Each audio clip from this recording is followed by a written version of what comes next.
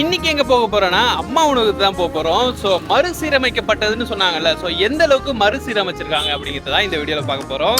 அப்படி கோடம்பாக்கத்துல இருக்கிற அம்மா உணவகத்துக்கு தான் போயிருந்தோம். 2 இடத்துக்கு போயிருந்தோம். 2 இடத்துலயும் ஃபுட்டு காலிங்க. சரி இங்க இல்லைன்னு டி நகர்ல உள்ள மேக்ஸுக்கு பக்கத்துல இருக்கிற அம்மா உணவகத்துக்கு போயிட்டோம். சும்மா சொல்லக்கூடாதுங்க, இடத்த ரொம்பவே கிளீனா வச்சிருந்தாங்க. எனக்கு கருவேப்பிலை சாதமும் தயிர் சாதமும் வாங்கிட்டேன். கருவேப்பிலை சாதத்துல பாத்தீங்கன்னா ஃபிளேவரும் கரெக்டா இருந்தது, டேஸ்ட்டும் குட்டா இருந்ததுங்க. தயிர் சாதத்துல கடலை பருப்புலாம் போட்டிருந்தாங்க. ஆனா ஃபிளேவர் தான் கொஞ்சம் கம்மியா இருந்தது, சால்ட்டும் கொஞ்சம் கம்மியா இருந்தது. அது மட்டும் இல்லைங்க, குடிக்கிற தண்ணியுமே காலியா இருந்தது. அதை கொஞ்சம் ரீஃபில் பண்ணிருக்கலாம். பட் நீங்க எங்க எந்த சாதம் வாங்கினாலும் வெறும் 5 ரூபாய் தான். 5 ரூபாய்க்கு சாதம்லாம் ஒருத்ததாங்க.